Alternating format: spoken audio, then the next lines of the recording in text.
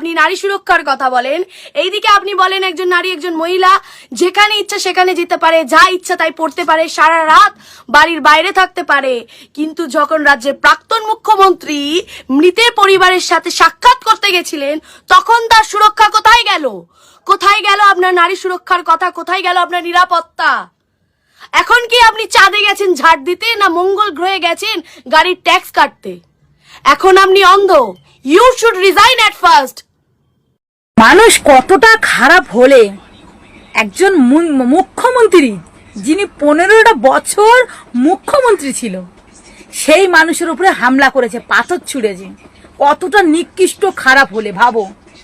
আমার লাইফে আমার লাইফ কেন, আমার মনে হয় পূর্বপুরুষও এত জঘন্য রাজনীতি 2026-এ যে জঘন্য রাজনীতিটা হলো, এত জঘন্য রাজনীতি আমার মনে হয় না কেউ কোনো কারোর পূর্বপুরুষ দেখে গেছে। আমরা দেখছি, সত্যি আমাদের ভাগ্য।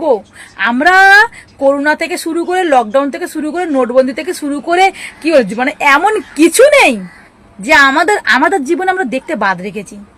সত্যি বলছি, মানে মমতা ব্যানার্জি 15টা বছর মুখ্যমন্ত্রী ছিল।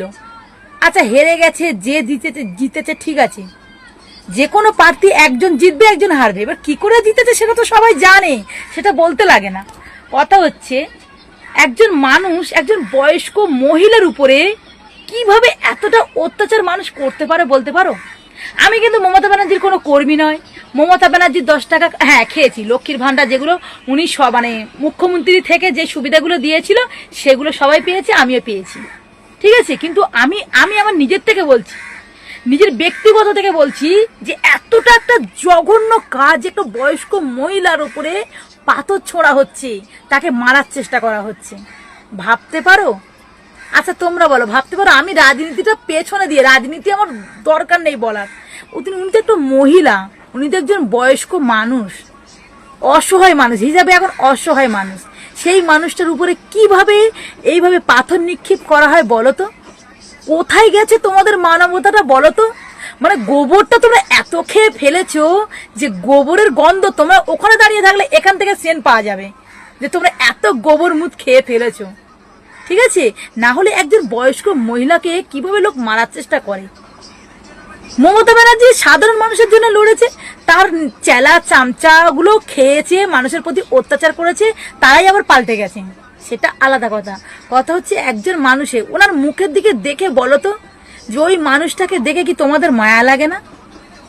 মানবিতা খাতিরে বলো তো মায়া লাগে না? আমার সত্যি বলছি, আমার বুকটা ফেটে চুচ্চার হয়ে যায় মমতা ব্যানার্জিকে দেখে। যারা এগুলো করছো না, ভেবে রেখো তোমাদের পরিণতিও আসবে এক সময়, তখন যে তোমাদের কি কি বরদাস্ত করতে হবে সেটা হয়তো কি বলবো, আমরা বলবো না, সাধারণ জনগণই বলে দেবে, ঠিক আছে। নমস্কার, রাত্রি Ganguly, common people of West Bengal.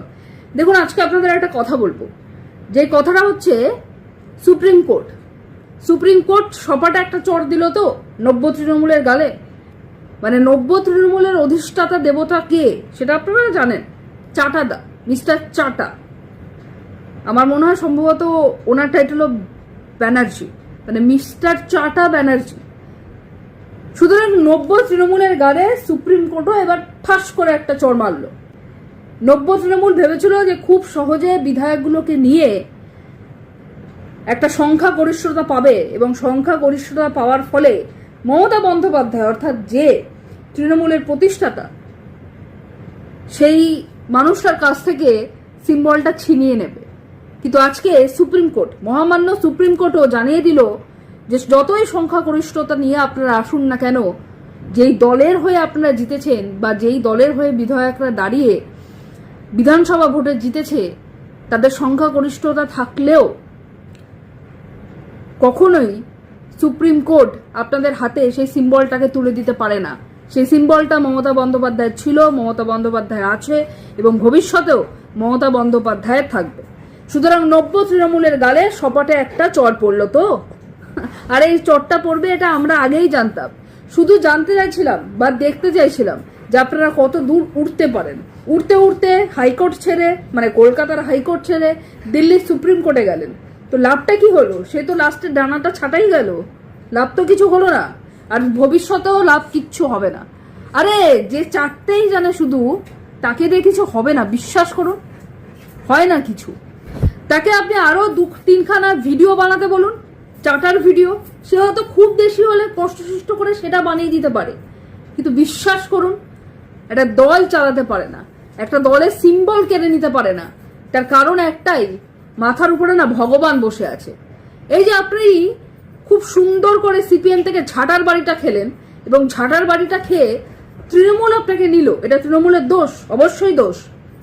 এবার তৃণমূল নেওয়ার পর আপনি চেষ্টা করলেন তৃণমূলকে একটা ঝাঁটার বাড়ি মারার, ঠিক যেরকম ঝাঁটার বাড়িটা আপনি সিপিএম এর কাছ থেকে খেয়েছিলেন, কিন্তু আলটিমেটলি লাভ হলো না কিছুই। হ্যাঁ, আপনি হয়তো মানে কিছু বিধায়ককে নিয়ে সংখ্যাগরিষ্ঠতা একটা করতে পারলেন, স্পিকারের কাছে বলতে পারলেন আপনি বিরোধী দলনেতা, সেটা না হয় হলো। আপনি বিরোধী দলনেতা না চাটা দলনেতা সেটা আমরা ঠিক বলতে পারবো না, মানে পশ্চিমবাংলার মানুষও বলতে পারবে না। কিন্তু ওই যে ভগবান, আপনি যে ঝাঁটার বাড়িটা পুরনো তৃণমূল অর্থাৎ আদি তৃণমূলকে দিতে চেয়েছিলেন, মানে যেটা আপনি খেয়েছিলেন সিপিএম এর থেকে, সেটাই তো দিতে চেয়েছিলেন, কিন্তু সেটা ভগবান আবার ফিরিয়ে দিল আপনাকে, মানে নব্য তৃণমূলকে আরেকটা ঝাঁটার বাড়ি মারলো। মানে আগে তো আপনি শুধু একা খেয়েছিলেন, এবার বিধায়কগুলোকে নিয়ে ঝাঁটার বাড়ি খেলেন। মানে এই বিধায়কগুলোকে বলছি, বুঝতে পারছেন? স্পেশালি মদন দা লাস্টে জয়েন করলো, মানে মদন দা আপনাদের জন্য অপয়া, তার মানে এ বাবা ছি, লজ্জার ব্যাপার। ও লাভলি, লাভলিটা লাভলি থাকলো না, অপয়া হয়ে গেল। মানে বুঝতে পারছেন এই যে বিধায়কগুলোর কি অবস্থা, মানে ওদের মুখ তো শুকিয়ে কিশমিশ হয়ে গেছে। যাই হোক, আরেকবার চেষ্টা করুন যদি সিম্বল ফিম্বল মানে কেড়ে নিতে পারেন মমতা বন্দ্যোপাধ্যায়ের থেকে। আর না হলে একটা কাজ করুন, আপনি একটা সিম্বল তৈরি করুন, যে সিম্বলে থাক, যে সিম্বলটা আপনি শুধু জানেন। ধন্যবাদ। 1 মাঘে শীত যায় না বন্ধুরা, ঠিক আছে? যা করছেন খুব তাড়াতাড়ি ফেরত পাওয়ার জন্য তৈরি থাকবেন। না, আপনাদের দলের নেতা মন্ত্রীরাই তো বলতে শুরু করেছে যে দল ক্ষমতায় না এলে বুঝতেই পারতাম না যে আমাদের দলে এরকম লোকজন ভরা আছে, এত খাওয়া খাচ্ছে, মনে হচ্ছে যে তারাই জানতে পেরে গেছে যে 5 বছরের বেশি আমরা থাকবো না। তাই করুন, যত ইচ্ছা করুন, কাদা ছেটান, গোবর ছেটান, ডিম মারুন। ওই ভদ্রমহিলাটাকে এত বছরে কেউ আটকে রাখতে পারেনি, আর এখন তো একদমই না। যাই হোক, যেটা হয় আমি মনে করি ভালোর জন্য হয়, আর যেটা হবে সেটাও ভালোর জন্য হবে। তাই সাময়িক ঝুট ঝামেলা, দুঃখ কষ্ট সবার জীবনেই আছে, সেটা থাকবে, সেটাকে ওভারকাম করাটাই সব থেকে বড় ব্যাপার। আর উনি নিশ্চয়ই করবে, ওনার পাশে আমরা কর্মীরা আছি সব সময়। যারা লোটার তারা তো লুটে এখন বিজেপির বি টিম হয়ে গেছে। কেউ প্রধানমন্ত্রীর সাথে ব্রেকফাস্ট করছেন, আবার কেউ মুখ্যমন্ত্রীর সাথে লাঞ্চ করছেন। তো যাই হোক, বাংলার এই নোংরা রাজনীতি হয়তো 34 কেন 65 বছর আগে কোনোদিন হয়নি, এত নোংরামি হয়নি, আর ইন ফিউচারে আর হবে বলে আমারও মনে হয় না। হবে নাই, কারণ এই যে রূপটা বাংলাবাসীরা দেখছে, মানে যারা অন্ধভক্ত এক্সেপ্ট তাদের ছেড়ে আমি বলছি, যে যারা দেখছে তারা খুব ভালোই বুঝতে পারছে যে মানে এই জিনিস আর কেউ কন্টিনিউ করবে বলে আমার মনে হয় না। তো যাই হোক, এদের